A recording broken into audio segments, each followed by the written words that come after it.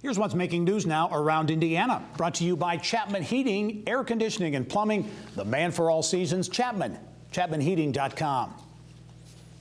Well, for more than 130 years, this hidden gem in Howard County has been manufacturing and supplying glass to some of the most iconic buildings and works of art in the nation and around the world as well. Around Indiana reporter Mary Rachel Redman takes us inside historic Kokomo Opalescent Glass. People have been making glass, going all the way back to very ancient times. We're talking ancient Egypt. The Romans were very good at it. The Babylonians did it. And Hoosiers. It all started in the late 1880s when word of a natural gas boom reached Brooklyn glass chemist Charles Henry. When he heard about the Indiana gas boom and the availability of free natural gas, he moved out here to Kokomo and set up shop. And to this day, we continue to manufacture using the same recipes and the same techniques that he did. So this hasn't changed much since 1888. This is the original building? No, this is the original building here. And really the whole complex is pretty much as it was. Kokomo Opalescent Glass is the oldest glass manufacturer in America. Its very first customer, a guy by the name of Louis Comfort Tiffany, famous for his stained glass windows and the iconic Tiffany lamp. Tiffany was the biggest customer for the first 20 or 30 years. The glass that he bought from us would have looked just like these. These are the same colors. We still use the actual rolling machines that his glass was made on. You can find their glass in some of the most recognizable places around the globe, from the White House to the Vatican. We're in all the Disney parks. Some people estimate that we're in about 75% of the world's churches. We got a call 2 years ago from the maintenance manager at Mount Vernon. Had a pane of glass cracked. So they were able to supply us with a drawing, and so we made a replacement pane of glass, the same way they did in colonial times. And so we're in George Washington's house too. And nearly a century and a half since opening its doors, the seemingly under-the-radar operation in Kokomo continues to amass an international list of clientele. We ship to Japan, Europe, South America. Last year we produced just under 250,000 square feet of glass.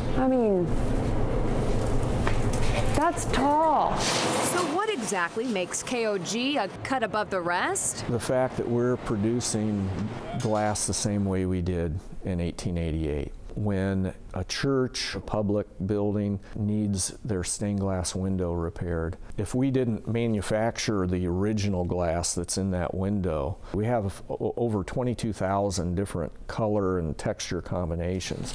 And you can see for yourself. Factory tours are available weekly, or you can even take a class. We offer lessons in almost everything we do here. It's hands-on. You're handling the hot glass. He's not kidding. And rest it on the windowsill and then rotate clockwise against the wall. Very good. Now you go straight over here to the blue. And then you're gonna dip one side, just squish it in there. Oh, squish it in, okay. Yeah, squish it in there, and then flip, and then lift. There you go. And then squish it back into the green. All right, now I will take the pipe so you can make sure your right hand doesn't touch it. Okay, and You pinch and grab and pull, and then move it around, and then tag it down, and then pinch and pull some more. And in some ways, the history of the company is just as fascinating as the glass. We're a big part of the region's industrial heritage. You look at our connections with Tiffany and other well-known artists. We're a huge part of America's artistic heritage. Mary Rachel Redman, Inside Indiana Business. An amazing look at a historic company in Kokomo. Thanks, Mary Rachel. Also making headlines around Indiana, the city of Fort Wayne, considering options to bring in additional revenue to help fund future development. Mayor Tom Henry's office says the city is looking to add a penny to the food and beverage tax there, which could generate an additional $6 million annually. The Indiana General Assembly currently considering legislation that would allow Fort Wayne and others the ability to consider a change in the tax. The mayor's office says the increase would create about a $33 annual impact for the average family, about $14 for individuals. 3 Indiana television stations will soon be under new ownership. Georgia-based Gray Television has announced plans to acquire Quincy Media in Illinois, which operates 36 stations in 16 markets, including our news gathering partners at WPTA TV in Fort Wayne, also Wise TV in Fort Wayne, and WSJV in Elkhart. That deal valued at $925 million. And Maryville-based Northern Indiana Public Service Company says it's completed its first 2 wind projects in Indiana. The utility says the Rosewater Wind Farm in White County and the Jordan Creek Wind Energy Center near Williamsport are part of its plan to be 100% coal-free by 2028. NIPSCO says it has 8 more renewable energy products in its pipeline.